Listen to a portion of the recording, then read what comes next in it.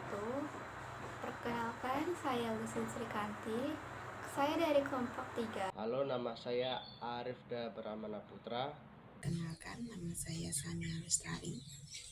Kami di sini akan mempresentasikan tentang analisis flowchart.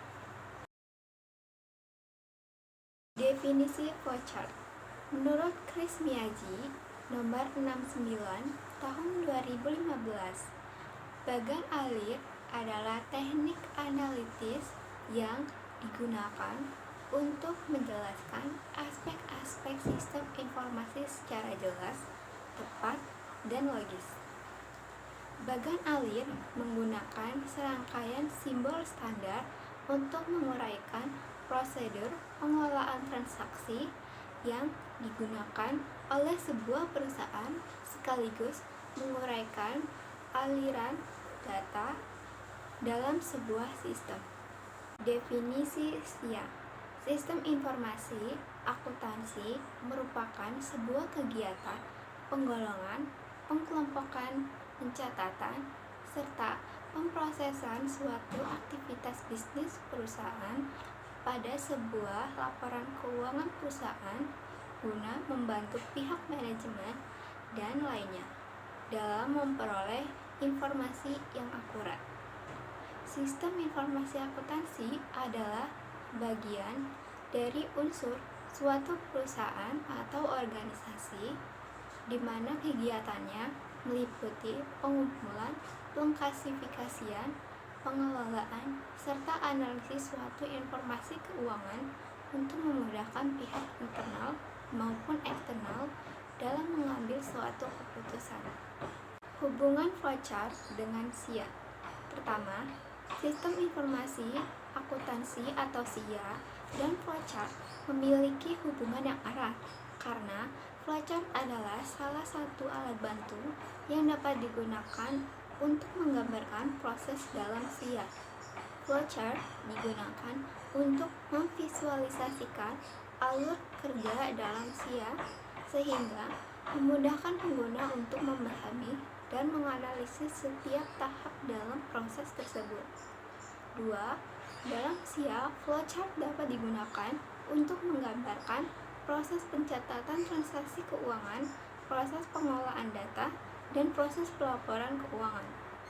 Dengan menggunakan flowchart, pengguna dapat melihat bagaimana setiap tahap dalam proses tersebut terkait satu sama lain dan bagaimana informasi mengalir dari satu tahap ke tahap berikutnya. Selain itu, flowchart juga dapat digunakan untuk identifikasi potensi, masalah atau kelemahan dalam proses SIA. Dengan memvisualisasikan proses dalam bentuk flowchart, pengguna dapat melihat dengan jelas apakah ada tahap yang tidak efektif atau tidak efisien sehingga dapat diidentifikasikan dan diperbaiki. Secara keseluruhan, hubungan antara SIA dan flowchart sangat penting karena flowchart dapat membantu memperjelas dan mempermudahkan pemahaman tentang proses dalam SIA serta membantu mengidentifikasi masalah dan kelemahan dalam proses tersebut. Sebelum menjelaskan isi dari alur flowchart sistem penggajian, mari kita bahas dokumen yang digunakan, fungsi-fungsi, dan arti dari masing-masing simbol tersebut. Coba teman-teman lihat gambarnya flowchart penggajian tersebut. Analisis flowchart pada sistem penggajian. Dokumen yang digunakan pada flowchart penggajian. Yang pertama, dokumen pendukung perubahan gaji.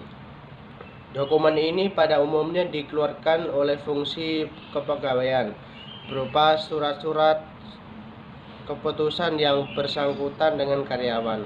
Tembusan dari dokumen-dokumen yang dikirimkan ke fungsi pembuat daftar gaji dan upah. Presensi.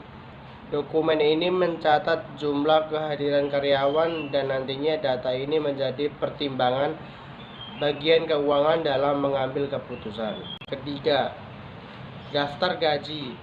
Dokumen ini berisi jumlah gaji bruto setiap karyawan dikurangi potongan berupa PPh pasal 21. utang karyawan, iuran untuk organisasi karyawan tersebut. Yang keempat adalah rekap daftar gaji. Dokumen ini merupakan ringkasan gaji per departemen yang dibuat berdasar daftar gaji perusahaan yang berdasarkan pesanan. Rekap daftar gaji digunakan membebankan gaji langsung dalam hubungannya dengan produk kepada pesanan yang bersangkutan. Distribusi tenaga kerja ini dilakukan oleh fungsi akuntan biaya. Fungsi-fungsi yang terkait dengan sistem akuntansi penggajian adalah sebagai berikut. 1. Fungsi PSDM atau HCD bertugas untuk merekap hasil presensi karyawan yang nantinya disetor ke fungsi keuangan. Yang kedua, fungsi keuangan. Fungsi ini bertanggung jawab untuk membuat slip gaji berdasarkan data yang telah diterima dari fungsi PSDM atau HCD dan membuat laporan penggajian. Yang ketiga, manajer memvalidasi semua kejadian yang telah dilakukan oleh fungsi-fungsi sebelumnya. Terdapat beberapa simbol flowchart, diantaranya 1. Terminal digunakan untuk memulai, mengakhiri, atau menyela proses atau program dan menyimpulkan bagian luar. Dokumen rangkap digambarkan dengan menumpuk dan mencetak nomor dokumen pada depan kiri atas. Dokumen simbol yang menyatakan bahwa input berasal dari dokumen dalam bentuk fisik atau output yang perlu dicetak. Gambar simbol ini dinamakan penghubung dalam sebuah halaman yang sama, yang artinya menghubungkan flowchart di halaman yang sama. Selanjutnya, gambar simbol ini dinamakan penghubung pada halaman berbeda, yang artinya penghubung halaman yang berbeda dari diagram alur ke halaman yang berbeda. Yang terakhir adalah gambar simbol kegiatan manual, yang artinya proses kegiatan yang dilakukan secara manual. Ini akan dijelaskan flowchart penggajian. Yang pertama, karyawan menyiapkan data diri mereka untuk memulai bekerja. Yang kedua, data tersebut dibuat dua rangkap. Yang pertama, untuk dilakukannya proses presensi atau kehadiran karyawan. Rangkap kedua untuk diberikan kepada bagian PSDM atau HCD atau pengembangan sumber daya manusia.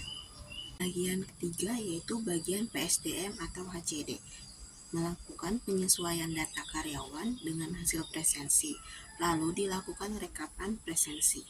Hasil rekapan tersebut dibuat untuk dilaporkan kepada bagian keuangan.